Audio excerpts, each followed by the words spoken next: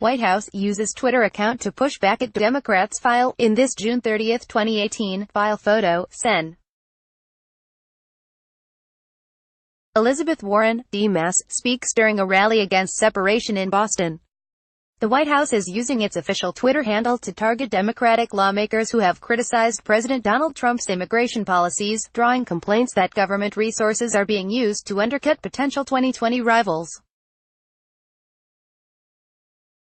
The White House handle falsely accused California Sen. Kamala Harris on Monday of supporting the animals of MS-13, and erroneously said Warren was supporting criminals moving weapons, drugs, and victims over the border. AP photo, Winslow Townsend, file, Washington, AP. The White House is using its official Twitter handle to target Democratic lawmakers who have criticized President Donald Trump's immigration policies, drawing complaints that government resources are being used to undercut potential 2020 presidential rivals. The White House Twitter handle, which has more than 17.3 million followers, falsely accused California Sen.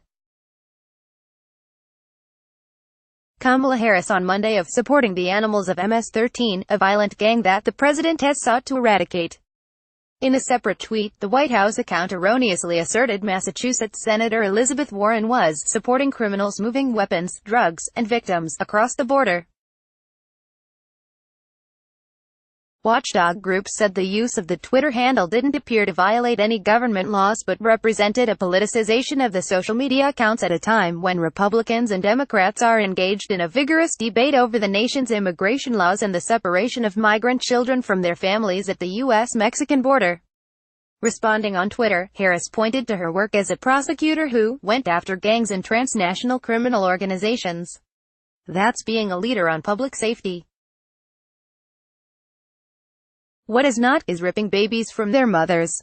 Warren assailed Trump's immigration policies during a rally last Saturday, saying Trump seemed to think the only way to have immigration rules is to rip parents from their families, is to treat rape victims and refugees like terrorists and to put children in cages.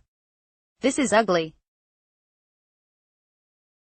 This is wrong. The White House Twitter account is separate from Trump's personal account, which has more than 53 million followers and is used daily by the president. The White House account is similar to Trump's official presidential account, at POTUS, and tweets from the three accounts are preserved under the Presidential Records Act. In separate tweets on Tuesday, the White House account tweeted at Democratic Rep. Mark Pocan of Wisconsin, accusing him of supporting human smuggling, and Democratic Rep. Earl Blumnauer of Oregon, claiming he was protecting drug smugglers. The two lawmakers recently proposed legislation to abolish Immigration and Customs Enforcement, or ICE. Pocan responded that if Trump truly cared about victims of human trafficking, he would put an end to his ongoing assault on immigrants. Blumnauer said in a statement before tweeting, they should reunite the families they needlessly tore apart. Even people at ICE understand significant changes need to be made.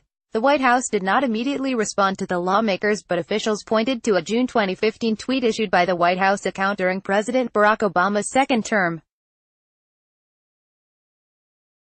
The tweet was directed against the Twitter handle of Senate Majority Leader Mitch McConnell, of Kentucky, taking issue with his characterization of the Obamacare law as a broken promise.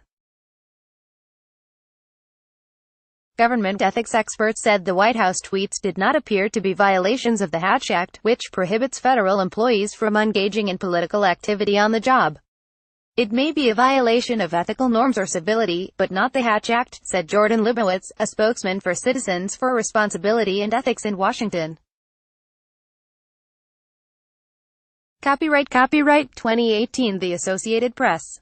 All rights reserved. This material may not be published, broadcast, written or redistributed.